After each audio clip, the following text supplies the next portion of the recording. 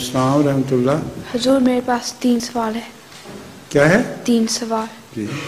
हुजूर मेरा सवाल है कि जब हज़रत मोहम्मद सल्लल्लाहु अलैहि वसल्लम नबीयत के दावा करने से पहले किस तरीके से इबादत करते थे?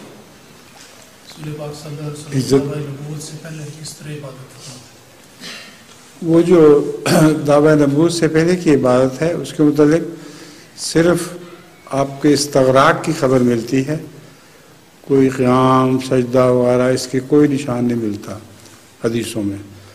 अगर करते थे तो महफूज नहीं है हदीसों में।